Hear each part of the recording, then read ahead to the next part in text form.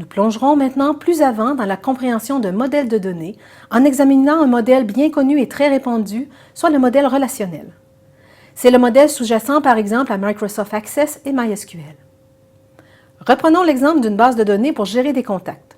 Une telle base de données peut vous permettre par exemple d'afficher la liste de tous les contacts en ordre alphabétique du nom de famille ou de faire une recherche parmi vos contacts pour identifier ceux dont l'anniversaire est en mars. Mais quelles sont les caractéristiques de cette base de données qui permettent ces opérations? Il y a entre autres la manière dont l'information y est structurée. Nous pourrions en représenter les données d'une manière très simple qui vous sera familière, soit par une table de données. Cette table contient des informations permettant de décrire et d'agir sur la collection des contacts qui sont un type d'entité. Elle met en lien chacun des individus représentés par les lignes de la table avec les informations pertinentes par rapport à la réalité représentée, soit ses coordonnées. La collection de contacts ainsi représentée est appelée une instantiation d'un type d'entité. Chacune des colonnes qui représente une des caractéristiques est appelée un attribut. Comme on peut rapidement le voir, les attributs peuvent correspondre à des données de différents types, du texte, des dates ou même une adresse de courriel.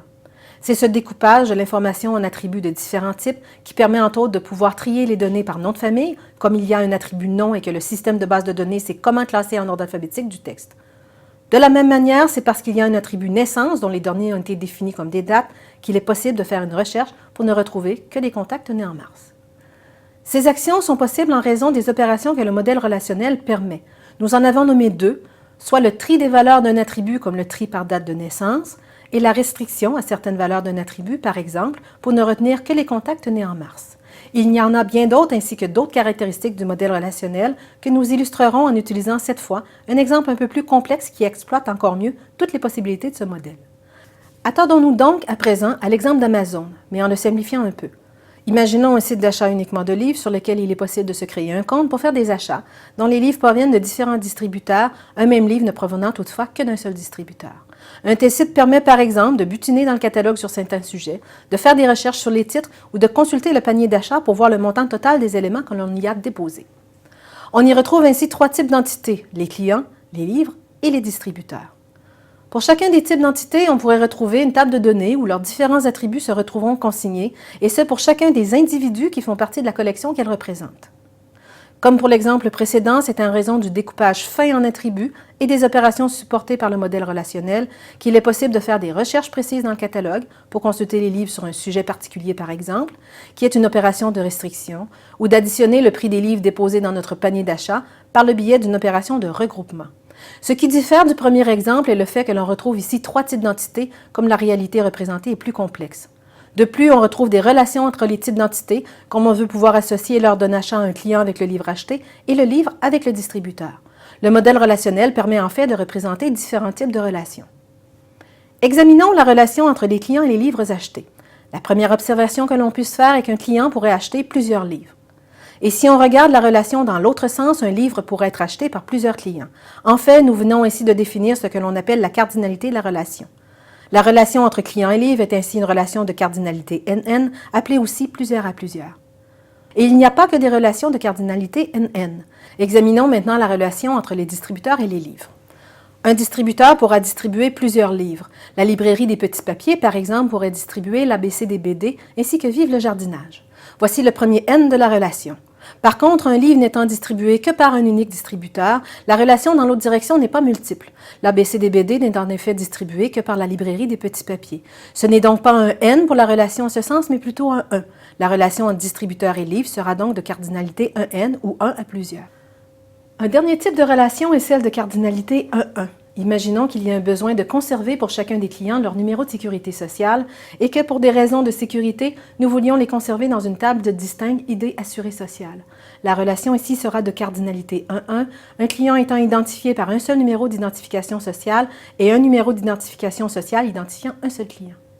Et pourquoi faut-il s'interroger sur la cardinalité des relations? Parce que cette dernière a un impact sur la manière dont elle sera concrètement représentée dans le jeu des tables de données qui constituent la base de données. Il faut en effet pouvoir enregistrer dans la base de données les données qui rendent compte de la relation. Commençons par nous attarder au cas des relations EN. Comment conserver le lien entre un livre et son distributeur? Simplement en ajoutant dans la table de données livre un attribut qui permettra de lier le livre à son distributeur décrit dans la table distributeur. Cet attribut est ce que l'on appelle une clé étrangère. Mais que doit-on y mettre? il faut trouver dans la table distributeur un attribut qui permet de représenter de manière unique chacun des distributeurs, ce que l'on appelle une clé primaire. Peut-on prendre le nom du distributeur? Non. 2 distributeurs pourraient porter le même nom. Et pourquoi pas le courriel? Ce n'est peut-être pas le bon choix. 2 distributeurs faisant partie d'une chaîne pourraient partager une même adresse de courriel générique. Dans le cas où il n'y a pas d'attribut qui permet de le faire, il est possible d'ajouter un attribut juste pour cette fin. Ce dernier, par exemple, pourrait simplement attribuer séquentiellement un nombre à chacune des lignes de la table distributeur. Comme toutes les tables de données doivent avoir une clé primaire, il faudra faire l'exercice pour les autres tables aussi. L'attribut ID distributeur ajouté à la table livre devient ainsi la clé étrangère qui permet de faire le pont entre un livre et son distributeur en renvoyant à la clé primaire de la table distributeur. Le cas d'une relation 1-1 est assez similaire. Dans notre exemple, il s'agirait d'ajouter dans la table ID assuré social une clé étrangère pointant vers la clé primaire de la table client. La relation NN, quant à elle, fonctionne un peu différemment. Reprenons l'exemple de la relation entre les clients et les livres. Il faut pouvoir sauvegarder le fait que Paul a acheté l'ABC des BD ainsi que les BD pour les nuls. Nous ne pourrions ici reprendre l'idée précédente d'ajouter une clé étrangère dans la table client pour pointer vers la table livre. Pourquoi? Parce que, dans le modèle relationnel, la valeur d'un attribut pour un individu ne peut contenir plusieurs valeurs à la fois et que Paul a acheté 2 livres. Il faut plutôt créer une nouvelle table de données intermédiaire permettant de consigner les achats.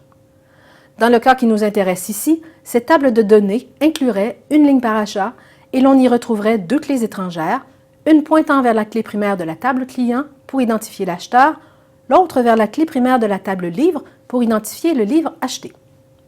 Ceci montre bien qu'il est important de savoir comment un modèle de données structure les données et les manipule pour pouvoir y représenter au mieux une réalité donnée.